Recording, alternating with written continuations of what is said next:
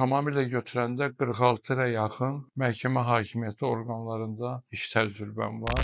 2 ölüm hadisəsi məndə çox ağır təsir bağışlayıbdır. Bir ailəni qırmışdılar, 3 qadın öldürülmüşdü. Öz ailəsini qırıb, sonra da gedib qayadan özünü atmışdı. 2 nəfərinə ölüm cəzası verildi, bir nəfəri də 15 il müddətinə azadlıqdan məhrum edildi.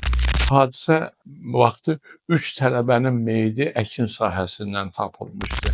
Apellyasiya məhkəməsinin birində kollegiya sədri olan bir xanım mənə dedi ki, istəyirəm vəkilliyə keçim.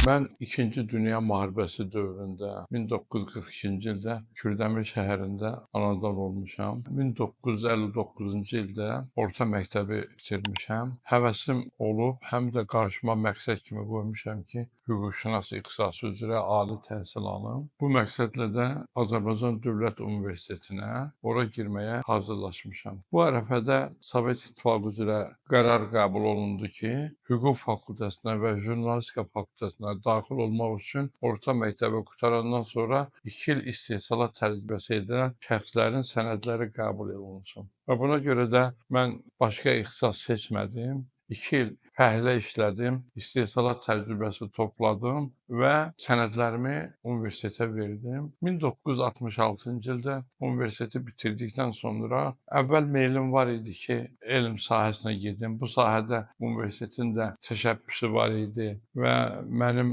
aspiranturaya daxil olmaq üçün Elmi Şura qərar da qəbul etmişdi. Amma nədənsə mən təyinat üzrə düşdüyüm sahəyə, prokurorluqda işləməyə üstünlük verdim. Təxminən 21 il prokurorluq orqanlarında işlədim. Müstəntiq, mühüm işlər müstəntiqi, prokuror, dövlət ittihamçısı vəzifələrini yerinə yetirdim. Bundan sonra heç özümün də gözləmirdim. Talih elə gətirdi ki, məni Bakı Şəhər Məhkəməsinə sədr seçdilər. Təxminən 25 ilə yaxın, biraz da artıq müxtəlif məhkəmə instansiyalarında məhkəmə sədri vəzifəsində çalışdım. Tamamilə götürəndə 46-ya yaxın məhkəmə hakimiyyəti orqanlarında iş təcrübəm var. Təqaüdə çıxdıqdan sonra isə asudə vaxtımı yaradıcılığa həsr elədim və eyni zamanda da Vəkillər Kollegiyasının üzvü oldum. Aktiv vəkillik fəaliyyətinə məşğul olmasam da, amma gənc vəkillərlə təmasda, onlarla ünsiyyətdə, onların formalaşmasında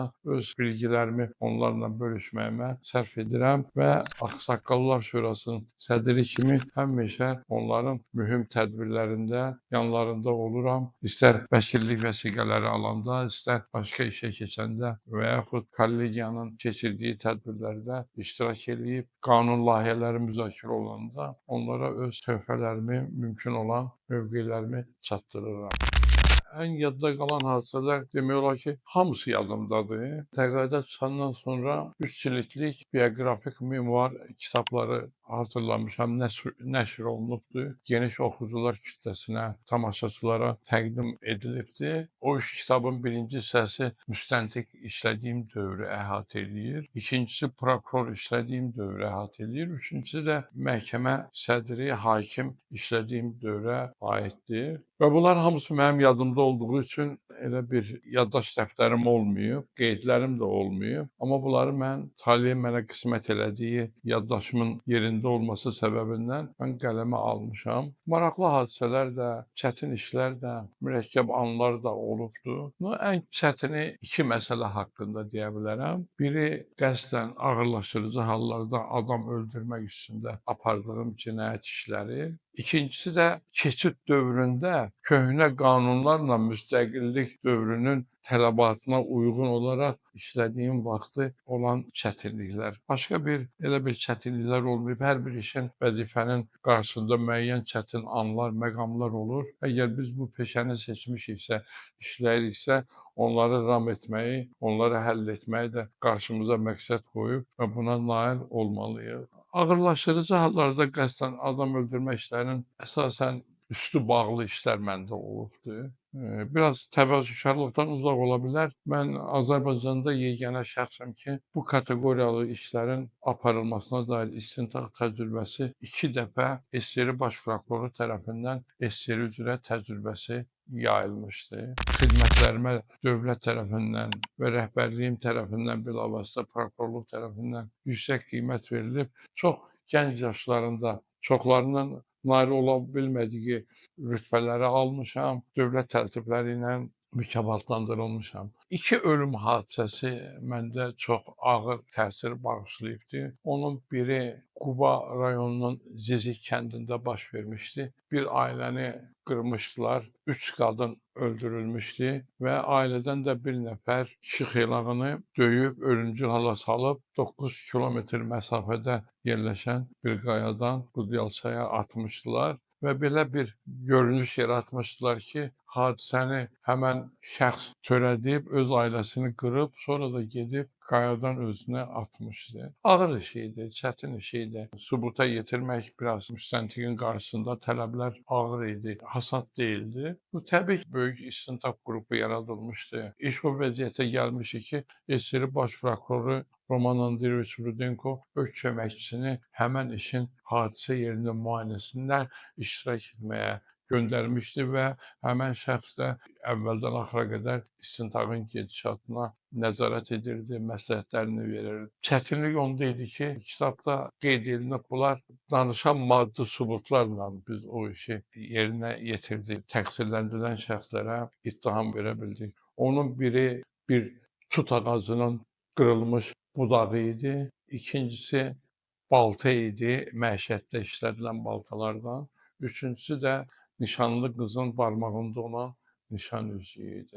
Bunların üçünü biz, necə deyərlər, dilləndirdik, dilə gətirdik və onun əsasında 4 nəfər ittiham olundu.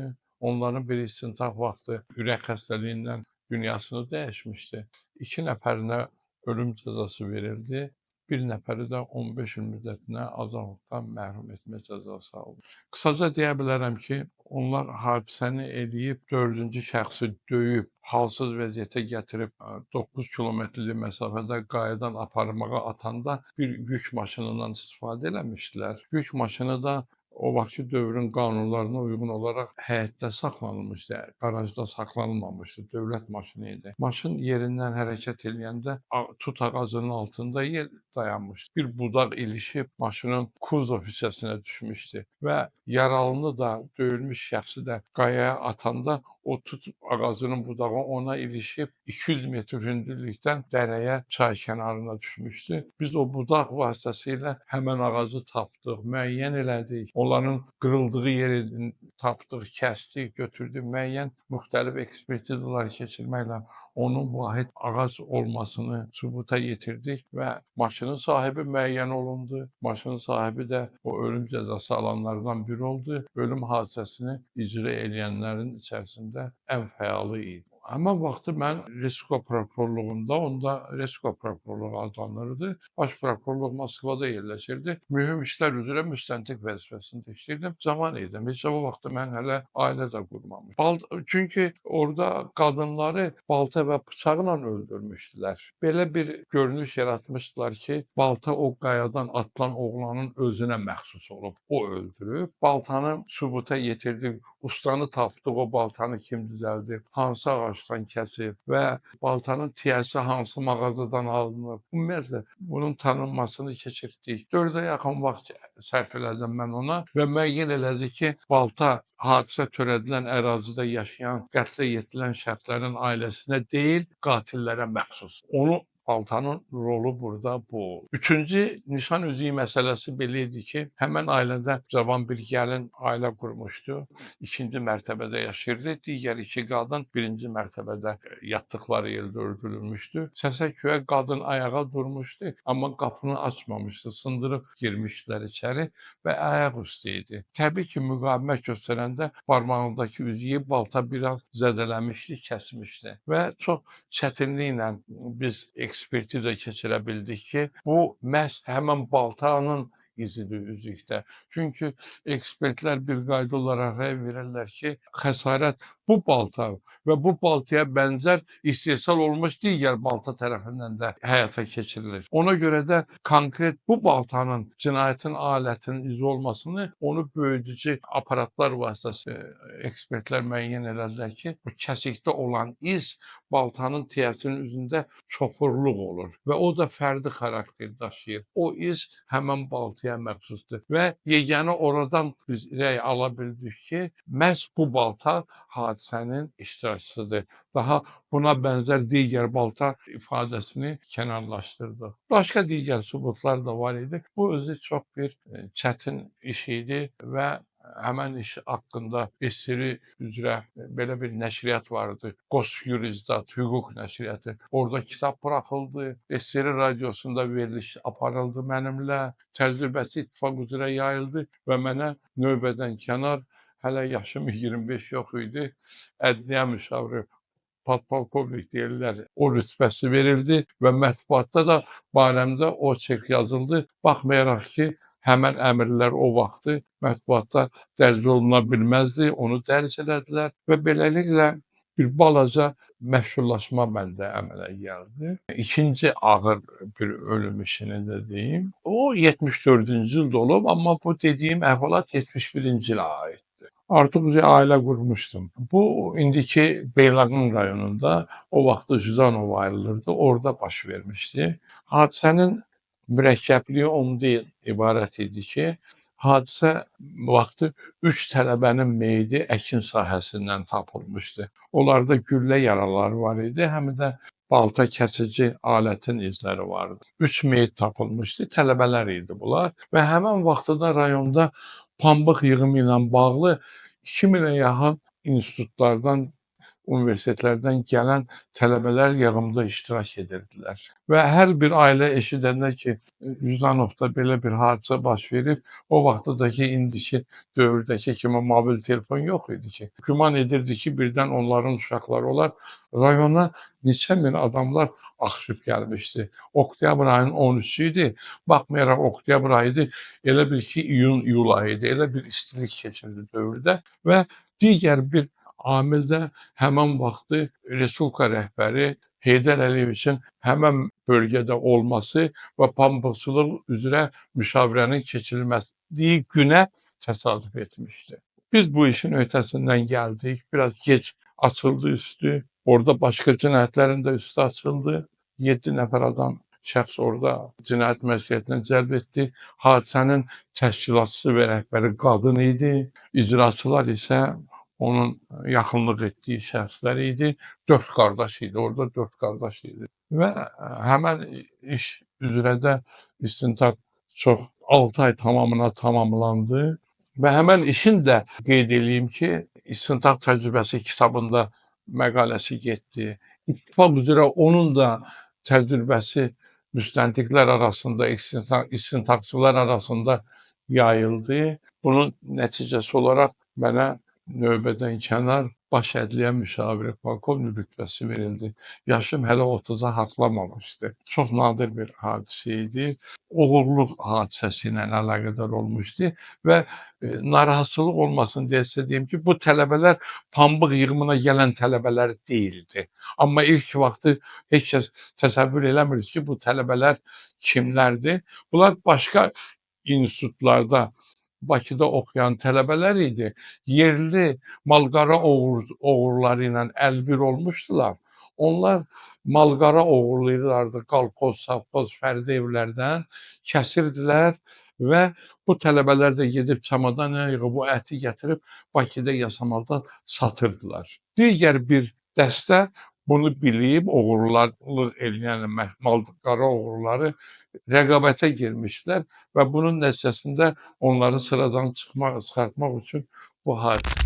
Həmin hadisənin təşkilatçısı, təhrikçisi Mintaz adında qadın idi. Həmin qadın rayonun Daşburun stansiyasının yaxınlığında yerləşən fermada işləyirdi. Belə bir görüntü yaratmışdı ki, hadisə vaxtı onun heç nədən xəbəri yoxdur. Hadisənin törədiləcəyi müəyyən edildiyi gündən bir neçə gün əvvəldən burada Çınarlı kəndi var.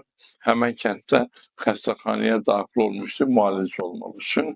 Ona görə də istintaq zamanı müəyyən edildi ki, qadın hadisə günü xəstəxanada olubdu. Ancaq toplanmış sübutlar əsasında bu cinayətin təşkilatçı olması mübahisəsiz sübuta yetirdi. Dəlillərimiz çox idi və sonda o icraçı değildi deyə həm də qadınlara ölüm cəzası verilmir. 13 il müddətində azadlıqdan məhrum etmə cəzası verildi, amma cinayətin icraçıları ölüm cəzasına məhkum olundu, icra da olundu. Hadisəni törədənlərin içərisində bir nəfər həddi buluğa çatmamış yeniyetmə idi. Onun da cəzası biraz qanuna müvafiq olaraq yüngül oldu. Bütün hallarda iş çox belə əhəmiyyətli sübutlarla təsdiq olundu. Bir detallı deyimsə ki, hadisə yerində atılan güllənin pulc deyirlər, tıxac deyirlər, kağızı tapılmışdı. Həmən kağıza baxanda görünürdü ki, bu kommunist qəlisindən cırılmış kağız parçasıdır. Müqəssirin evini axtaranda həmən o cırılığın qalan hissəsi olan qəzetin hissəsi evdə qalmışdı. Onu biz tapmışdıq. Ekspertirə vermişik ki, bu vaxtilə hər ikisi vahid bir qəzetin müxtəlif hissələridir. Sübutlarımız çox idi. Hadisəni törədilən tüfəng də kimə məxsusluğu müəyyən edildi, götürülmüşdü. Bu da ağır, çətin işlərdən biri idi. Bir də ki, hər iki işdə ictimaiyyətin marağı, diqqəti də artıq idi. İndi belə məsələlərdə görürsən ki, kütləvi informasiya vasitələrində məlumatlar gedir, yayılır, bəzən də düzgün olmayan istiqamətə yönəldilən şərhlər verilir. Amma o vaxtlar belə şeylər mümkün deyildi. Ancaq ərazidə olan adamlar bunu daha yaxşı bilirdilər ki, o ərazidə hansı hadisə baş verib.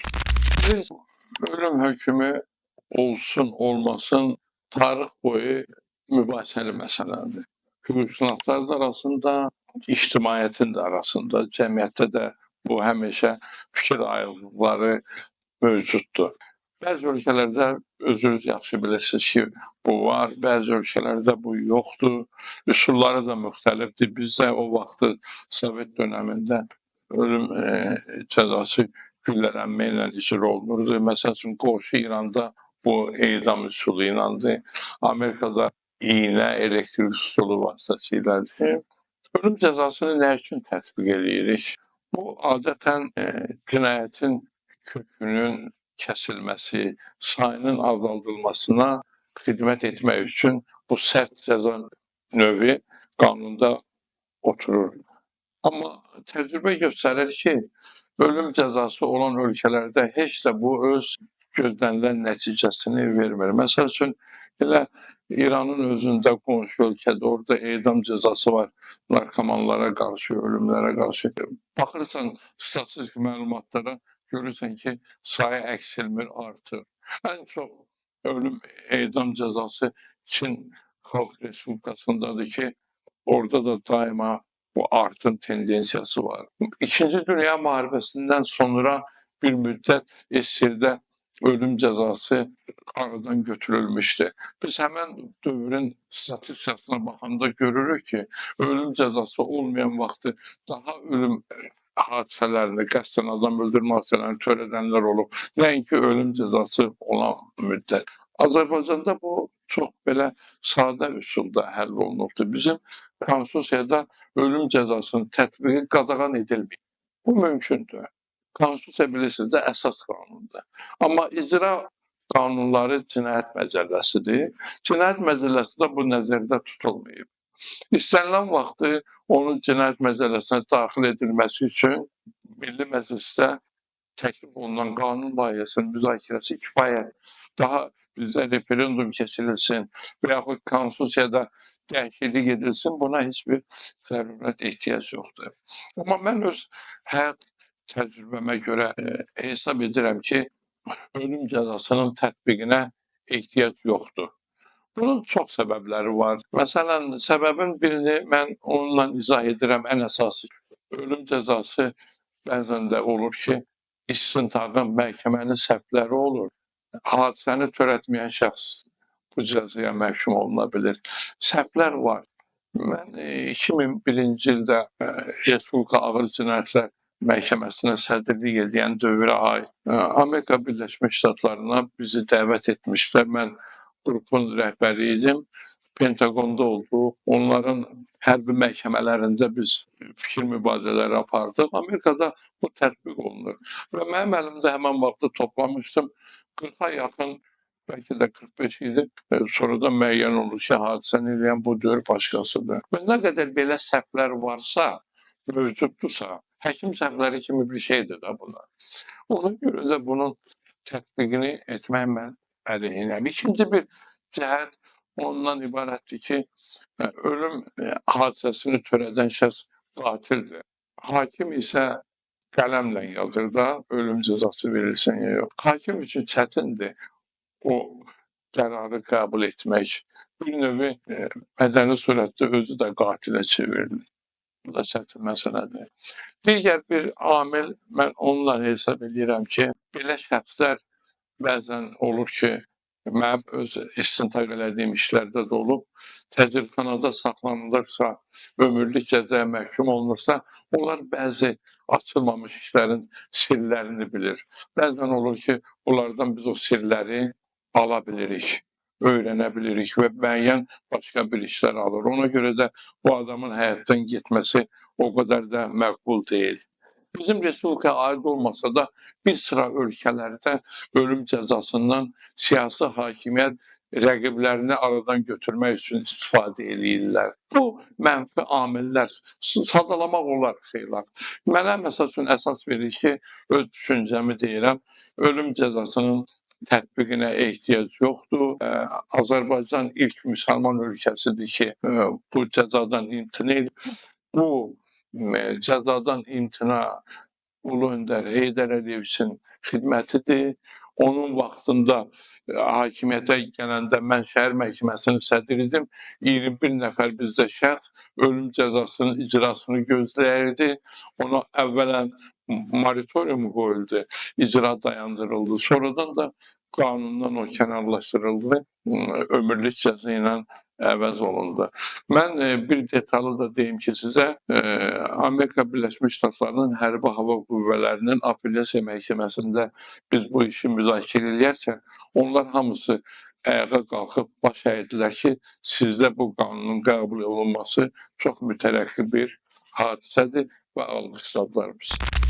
Atalar misalı var, tülkü tülkünü sübut eləyənə qədər dərisi soyulur. Əlbəttə, bilirsiniz, o baxır istintaqın peşəkar şəxsin əlindədir, yoxsa naşi şəxsin əlindədir. Əlbəttə, haqlıdırsa onu müəyyən etməlisən, sübuta çatdırmalısan. Mən çox gənc idim, bir illik istintaq təcrübəm var idi. Qusar rayon prokurorluğunda müstəntiq işləyirdim. Ora yaxın ərazidə o vaxtı Dəvəçi rayonu adlanırdı. Kitab mağazasında mənimsəmə hadisəsi olmuşdu, cinayətin mənimsənilməsi. Müəyyən olundu ki, həmən dəftərlər rayona Suqdudi şəhərindən daxil olub Gürcüstana. Onların poliqrafiya kombinatında istehsal olunub və Azərbaycana da cəmi o bir vaqondan başqa əlavə dəftər Gürcüstandan gəlməyibdi.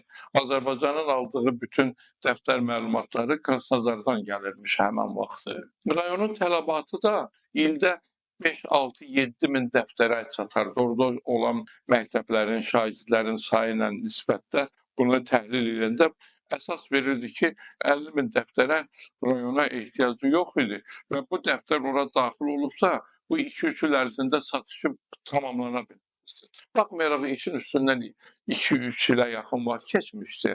Mən gedib həmən kitab mağazasında artıq başqaları işləyirdi. Baxış keçirəndə mütəxəssislərin iştirakı ilə 16 min həmən dəftərdən nümunəni aşkar elədik və müəyyən olundu ki, həmən dəftərlər mağazaya mədaxil olunmayıb, amma vaxtı ki, mədaxil olunubdur. Sənəd üzrə mədaxil olunmayıb.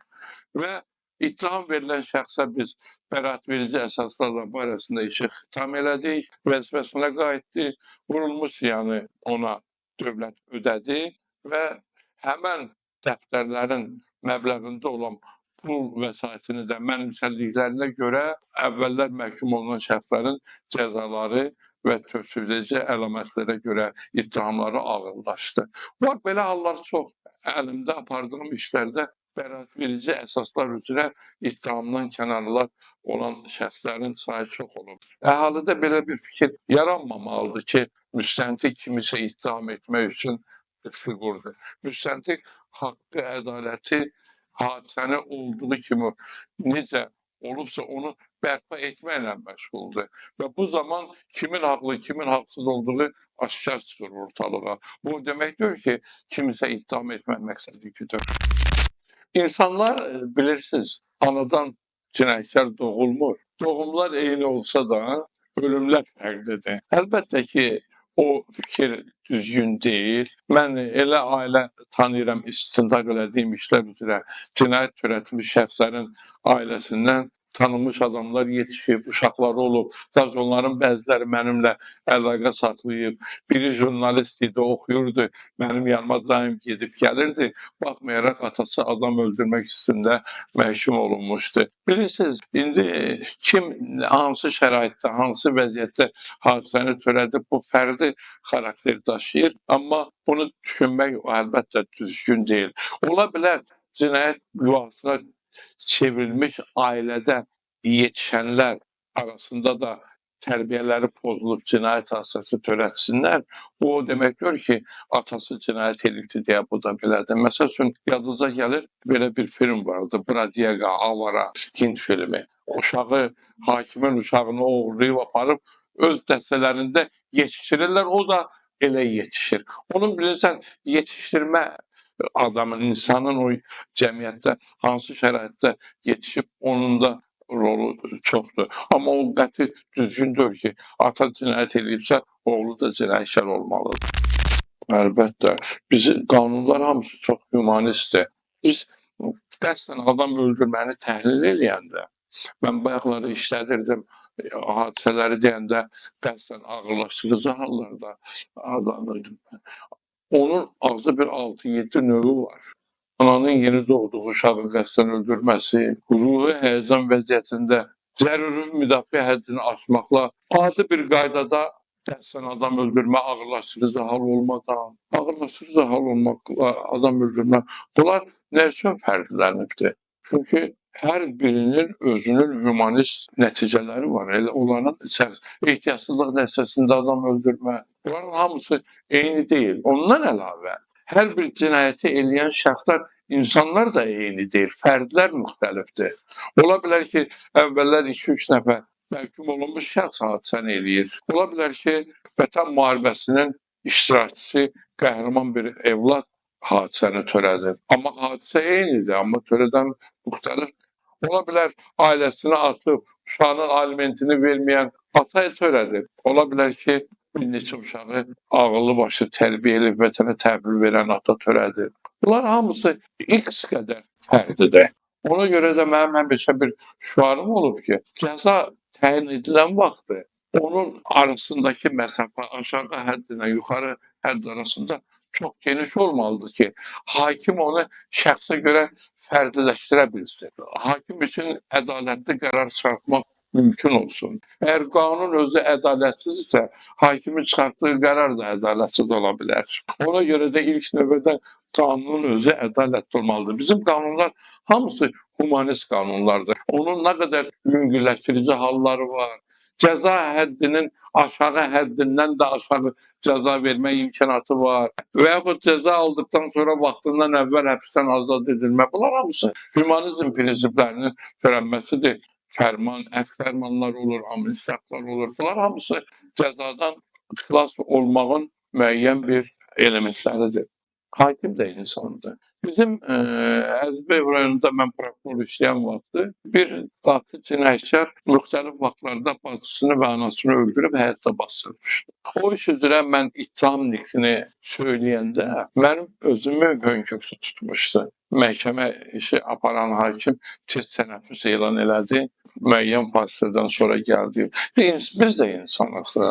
Düşünürük ki, bu hadisə nə üçün baş verdi?